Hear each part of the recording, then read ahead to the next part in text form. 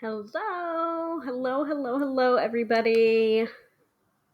Welcome. I will be right back in about 20 seconds to introduce this week's episode. We are talking about the Lionsgate portal 88, what that means. Is it astrological bullshit? I don't know, but we'll find out together very, very shortly. Be right back.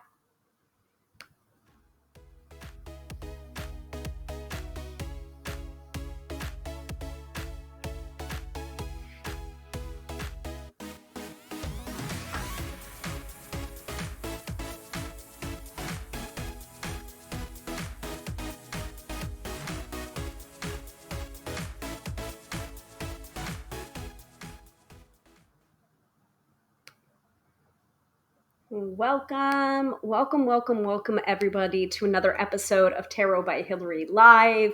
I am your hostess with the mostest, Hilary of tarotbyhilary.com, professional tarot reader and EFT tapping practitioner, here to demystify the mystical and put you in touch with the most beautiful of gifts, your own intuition. Because yes, my friends, do not argue with me. You have intuition. Now, for tonight's episode, I was just like, I didn't know what we were going to do necessarily. I was just like, we did our unboxing of the deck of the month for card of the day pulls for August, which is the Visionary Woman Tarot. Really, really loving that deck, by the way. So we've been doing that. We've been doing our Feral Fridays on Instagram with Melissa Sanova. And today was no exception. It was incredibly feral. There were a lot of fart jokes in that particular Instagram reads episode from earlier, because, a fart is never not funny. And we did Card Slingers Coast to Coast. We did a recording on the Five of Pentacles, which will be going up in November. So, yeah, I figured. I knew it. I knew that's why you were laughing, Katie. I know. Hello, and was laughing at your Lionsgate intro. Yeah, it's just like, is it astrological bullshit?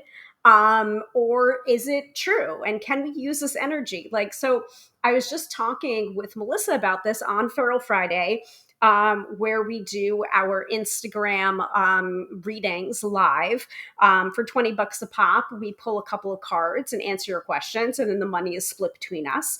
And Melissa was saying, after we do these readings, I'm going to go off and write down some affirmations and do some manifestation work, because it can't hurt, right? It's just like, is the Lionsgate portal a bunch of bull hockey, or is it true? Well, in case it is true, let's use that energy, right? So, I certainly know that Mercury and Gatorade is not bullshit, because we've been dealing with that. So yes, Katie, I am so busy on Fridays. It's true. I jam pack my Fridays, because that's like the one day that I asked off for my retail job.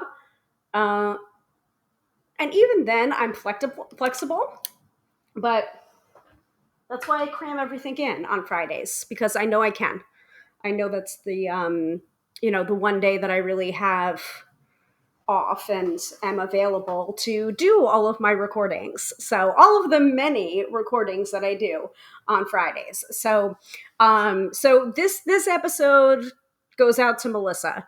And I hope she went and did her Lionsgate portal affirmations. But we're going to talk a little bit about that tonight. I'm going to pull from some information, including from the Astro Biz Digest, which we start every episode with, to see if there is any mention of the Lionsgate portal. Spoiler alert, I don't think there is. But there is, I think, a full moon. Is it a full moon tomorrow? Or is it a full moon today? No, wait, hold on. I think it's a full moon tomorrow. Yeah, full moon tomorrow in Aquarius. So that might also be the real reason why we're feeling these particularly potent energies. It might not just be the Lionsgate portal 88, because astrology doesn't really work that way. It moves more in the motion of the stars rather than specific dates. So, but it might also be related to the full moon in Aquarius that's happening tomorrow too. Yes, Katie, there is relief coming. Mercury goes direct in 2 days. 2 more days, guys. 2 more days. August 10th, I believe. Um, Stephanie, hi Stephanie. I'm guilty of cramming in on my off days too. Yes, exactly. Like, did I do my card of the day today? Yes, I did. Did I do it like at 3 p.m.? Yeah, also yes. So anyway, thank you all for joining me a little bit late. So my husband and I just started watching. See, we finished Avatar: The Last Airbender. We wanted to start watching The Legend of Korra, but I don't think it's available on a streaming service that we subscribe to. So we went back to The Blacklist season 10 because I think we watched the first episode of season 10, which is the final season, and then stopped. So we went backwards to, I think, the last two episodes of season 9 just to get like a recap of what was going on when season 10 started. And then we watched a couple of episodes in season 10. And then I got him into watching this AMC original show, Kevin Can Fuck Himself, or Kevin Can Go Fuck Himself. And it has the wonderful actress Annie Murphy, who played Alexis in Schitt's Creek, playing this woman, Allison McRoberts, that like wants to kill her husband. It's a very interesting show.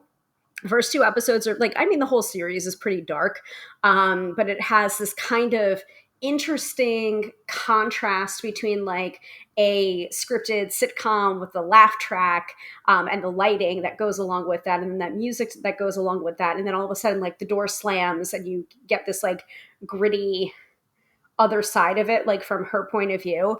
Really, really interesting.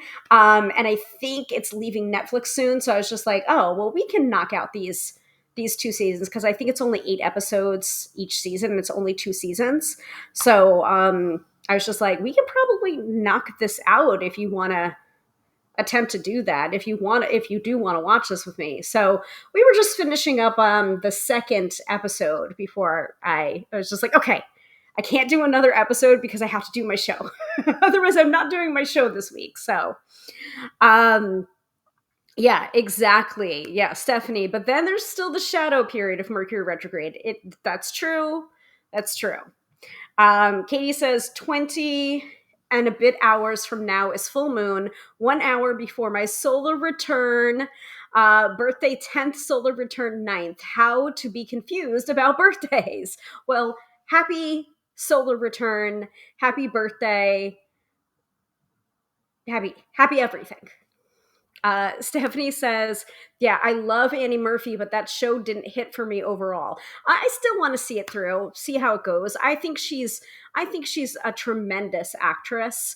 And I like, just even when she's not speaking in this particular show, just the facial expressions and the hopefulness, and then seeing her hopes dashed and she's not saying anything, but she's like emoting that disappointment. It's just like, I think she's an excellent actress, but I do understand that it's just like, it's not, for everyone, you know?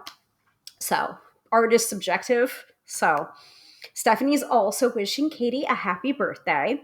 All right, so if you're familiar with the show, we do have the 3 pillars of the show. Even if you're not familiar with the show, welcome. If it's your first time viewing, so I've been doing this live stream for the last 6 years now. This August.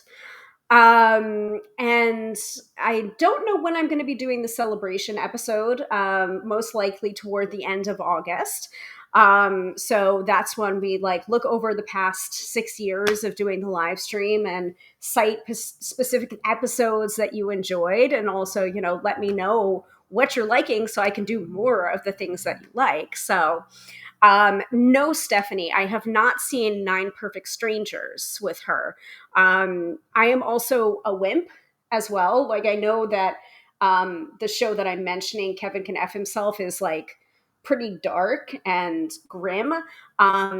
If Nine Perfect Strangers is horror adjacent, I might be too much of a wimp for it. So I don't know any details about that show. So just let me know, and then I might give it a chance. I did agree. I did agree to watch Sinners with my husband because I heard it's very good. Um, and I did ask a couple of people, it's just like, I'm a horror wimp. Like, would I be okay? And their answers were conflicting. So I basically said to my husband, listen, if you're willing to deal with the nightmares that follow from me watching that movie, then fine. I'll agree to it. So we have a lot of stuff to watch. So yeah. Yes, Katie, the ads for it was scary to me. Yeah. Um I'm assuming Nine Perfect Strangers is what you're referring to. It's dark but not gory, psychological. I could probably do psychological better than gory. So I don't know. I'm an odd bird. Some things I don't find scary, and sometimes I do. I don't know. So, all right. Back to the three pillars.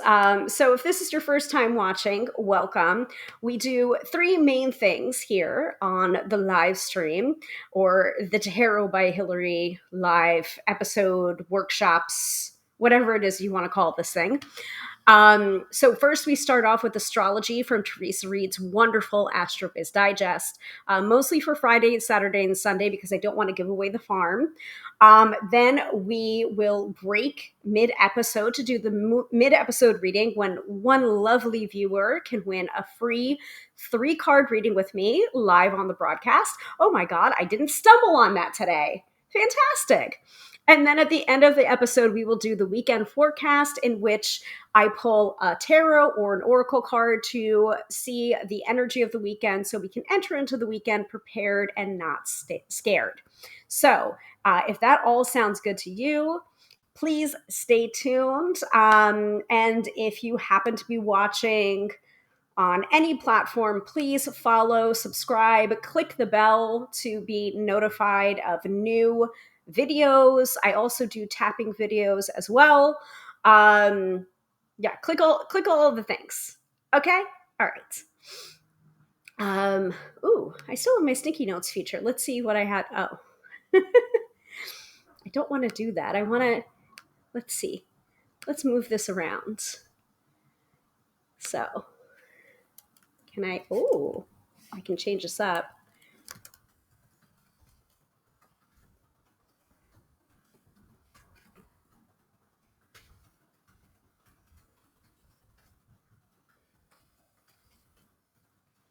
There we go.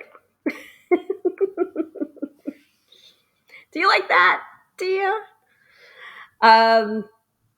Because whenever I'm not clear about that, someone inevitably pops up and it's just like, pull a card for me. Nah.